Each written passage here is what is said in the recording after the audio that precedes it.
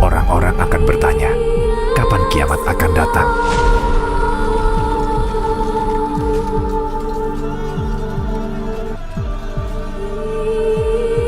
Di saat bola mata terpana, di saat bulan menjadi gelap, dan di saat matahari dan bulan dipersatukan. Di saat itulah orang-orang akan berkata, apakah tidak ada tempat untuk melarikan diri? Tidak. Tidak ada tempat untuk melarikan diri dan berlindung. Pada hari itu, satu-satunya naungan adalah di bawah naungan Tuhanmu. Hari penghakiman, hari yang ditunggu semua orang dengan rasa takut dan penasaran.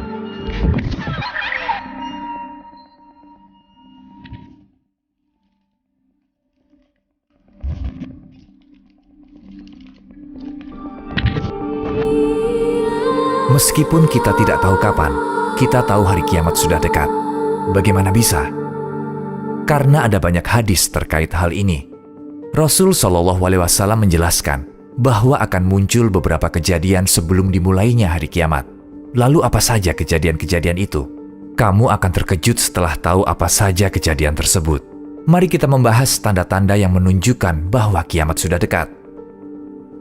Apabila langit terbelah, dan apabila bintang-bintang jatuh berserakan, dan apabila lautan dijadikan meluap, dan apabila kuburan-kuburan dibongkar, maka setiap jiwa akan mengetahui apa yang telah dikerjakan dan yang dilalaikannya. Surat Al-Infitor ayat 1-5. Apakah kamu takut jika hari kiamat sudah dekat? Kapan hari itu akan datang? Renungkan setiap tanda-tanda berikut ini. Tanda ini menunjukkan seberapa dekat kita dengan hari akhir. Beberapa tanda ini akan muncul sebelum hari kiamat. Tanda-tanda ini pelanggaran nyata perintah agama oleh manusia atau keruntuhan moral. Tanda-tanda ini akan muncul seiring kita mendekati akhir zaman. Dan mau tidak mau, akan tetap terjadi. Ini disebut tanda-tanda besar. Pertama, kita akan bahas tentang tanda-tanda kecil kemudian tanda-tanda besar.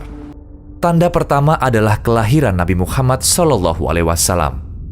Rasul Shallallahu Alaihi Wasallam kita diutus ke dunia ini untuk memperingatkan manusia dan membawa kabar baik tentang surga. Sebagai Rasul terakhir yang diutus, lahirnya Rasul terakhir dianggap sebagai tanda utama dari tanda-tanda kecil. Tanda lainnya adalah manusia akan lupa pentingnya kitab suci Al-Quran. Bagaimana menurutmu? Apakah perlu dipertanyakan bahwa hal ini sedang terjadi? Sebagian besar dari kita memiliki Al-Quran, kitab yang paling penting dalam hidup kita. Hanya sebatas menyimpannya saja, ya kan? Kalau kita menanyakan pada diri sendiri, kapan terakhir kali kita membaca Al-Quran, kita akan menyadari bahwa kita sudah lupa betapa pentingnya Al-Quran.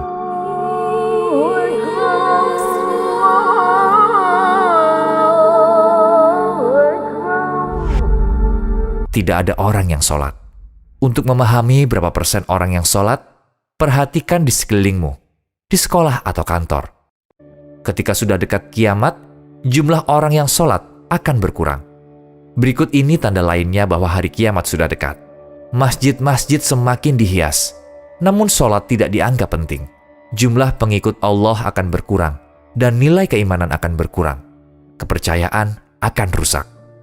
Riba akan merajalela. Kejujuran dalam berdagang akan hilang. Akan ada lebih banyak hasutan, gosip, dan kebohongan. Kalau dipikirkan, tidak ada lagi orang yang percaya bahkan pada teman dekatnya sendiri.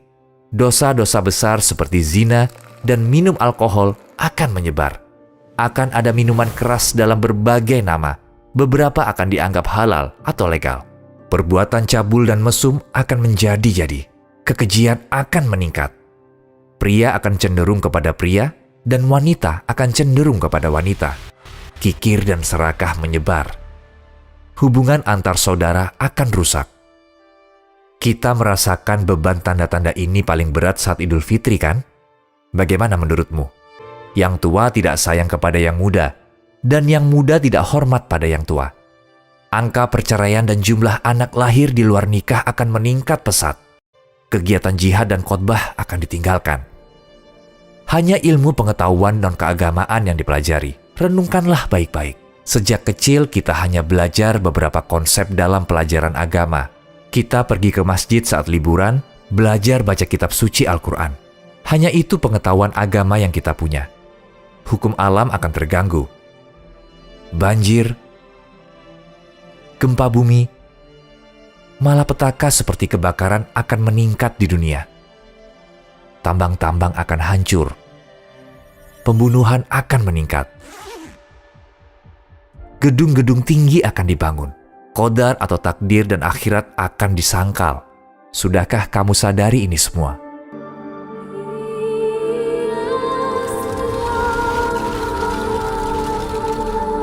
Hampir semua tanda-tanda kiamat sudah terjadi. Jika tanda-tanda ini sudah terjadi, itu artinya hari kiamat sudah dekat. Manusia sudah memasuki tahap akhir. Sekarang, tentang tanda-tanda besar hari kiamat. Dabat al-ard, binatang buas dari perut bumi. Dan apabila perkataan ketentuan masa kehancuran alam telah berlaku atas mereka, kami keluarkan makhluk bergerak yang bernyawa dari bumi yang akan mengatakan kepada mereka bahwa manusia dahulu tidak yakin kepada ayat-ayat kami. Surat An-Naml ayat 82. Tidak banyak informasi tentang binatang buas dari perut bumi. Namun di Al-Quran disebutkan bahwa ia akan muncul dari bumi dan memisahkan yang beriman dan yang kafir. Binatang buas ini akan muncul tepat sebelum hari kiamat dan dianggap sebagai salah satu tanda besar hari kiamat. Ada berbagai pemaknaan tentang bagaimana hal ini akan terjadi. Yang paling penting adalah kejadian ini merupakan salah satu tanda besar. Dan berita baiknya adalah orang beriman akan selamat dari bahaya ini atas izin Allah. Ya'juj dan Ma'juj. Suku Ya'juj dan Ma'juj akan menyebabkan kerusakan besar bagi umat manusia. Dan kejahatan mereka juga merupakan salah satu tanda besar hari kiamat. Mereka berkata, "Wahai Zulkarnain, sungguh Ya'juj dan Ma'juj itu makhluk yang berbuat kerusakan di bumi. Maka bolehkah kami membayarmu imbalan agar engkau membuatkan dinding penghalang antara kami dan mereka?" Surat Al-Kahfi ayat 94. Dalam kitab suci Al-Quran kita dijelaskan bahwa karena penghalang yang dibuat oleh Zulkarnain ini, suku Ya'juj dan Ma'juj perusak ini tidak bisa menyerang manusia lain. Dan mereka akan keluar di akhir zaman dan akan menyerang umat manusia. Hingga apabila tembok Ya'juj dan Ma'juj dibukakan dan mereka turun dengan cepat dari seluruh tempat yang tinggi. Dan apabila janji yang benar hari berbangkit telah dekat, maka tiba-tiba mata orang-orang yang kafir terbelalak. Alangkah celakanya kami benar-benar lengah tentang ini. Bahkan kami benar-benar orang yang zalim. Surat Al-Anbiya ayat 96-97. Beberapa meyakini bahwa suku ini tidak lain adalah mereka yang menjajah bangsa-bangsa muslim, membakar semua perpustakaan, mengakhiri masa kejayaan muslim, mengembalikan muslim ke masa kegelapan. Suku Manchu dan suku Mongol. Seiring kita menuju akhir zaman, akan ada suku manusia, perusak, penyebar teror di bumi, melebihi Ya'juj dan Ma'juj. Tentu Allah lebih mengetahui. Dajjal. Dijelaskan kemunculan Dajjal adalah salah satu kejadian paling mengerikan di dunia. Dajjal dijelaskan dalam hadis sebagai pembohong, penipu, dan sengaja mencampur adukan yang baik dan buruk, benar dan salah. Seseorang yang berhias untuk menyembunyikan wujud aslinya. Ada banyak Dajjal. Setiap abad punya Dajjal masing-masing. Sebuah hadis menerangkan jumlah mereka akan mencapai 30. Dajjal di hari kiamat memiliki kedudukan khusus. Salah satu dari mereka adalah Dajjal besar. Selain itu juga ada Dajjal Islam, Sufyan. Berdasarkan keterangan ini, Sufyan akan muncul dari para muslim. Secara munafik berusaha menyebarkan kata-kata kotor dan haram untuk menghancurkan kehidupan manusia di akhirat. Agar mendapat reputasi bagus di antara para muslim, dia akan menipu beberapa pemuka agama dan mengubah mereka menjadi pendukungnya. Dia akan mempertahankan keingkarannya, pelanggaran susila, dan kebohongannya dengan menipu orang-orang. Namun, tidak semua orang bisa mengenali Dajjal dan Sufyan. Tidak semua orang tahu bahwa mereka Dajjal. Cara mengetahuinya yakni dengan punya keyakinan kuat. dan akan muncul mata batin dari keyakinan ini.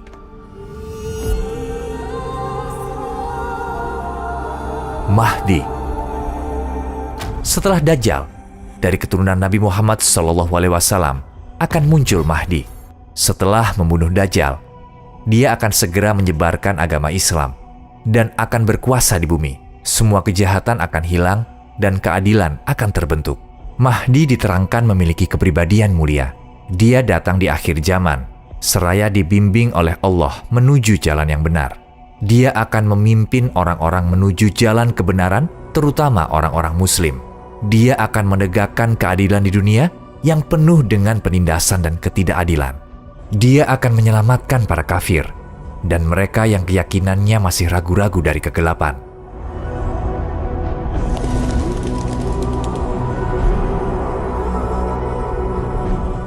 Kemunculannya adalah tanda hari kiamat. Dia akan memperkuat keyakinan umat Muslim dan menghancurkan pengikut Dajjal dan kekafiran. Dia akan menjadi pria hebat. Turunnya Nabi Isa dari langit. Tanda besar hari kiamat lainnya adalah turunnya Nabi Isa alaihi salam ke bumi. Dan sungguh, dia Isa benar-benar menjadi pertanda akan datangnya hari kiamat. Surat Az-Zukhruf ayat 61. Banyak dari kita yang tahu kisah Nabi Isa alaihi salam. Dia salah satu dari 4 rasul utama. Dia lahir dari Maryam tanpa seorang ayah sebagai bukti kekuasaan Allah. Ketika dia berusia 30 tahun, dia diberikan amanah sebagai rasul. 3 tahun kemudian, dia diangkat ke surga oleh Allah.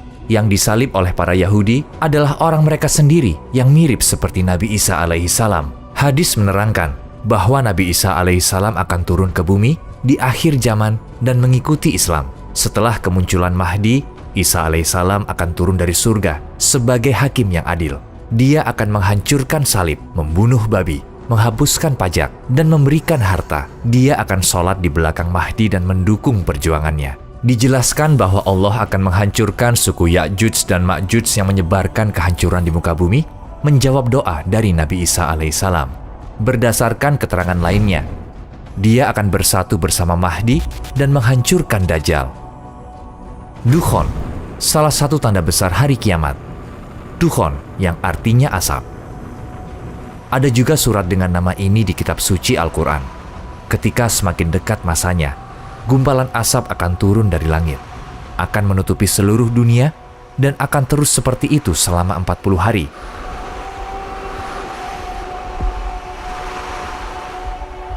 Udara akan jadi sangat amat panas.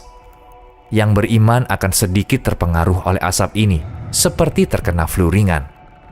Dan para kafir dan munafik akan terguncang seperti sedang mabuk. Terbitnya matahari dari ufuk barat. Ini salah satu tanda terbesar dari hari kiamat.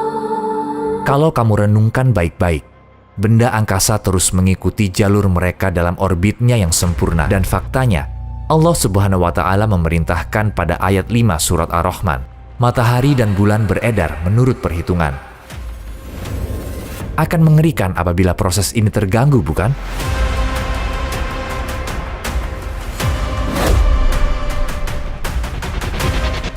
Pencipta dan penguasa alam semesta Allah Subhanahu wa Ta'ala,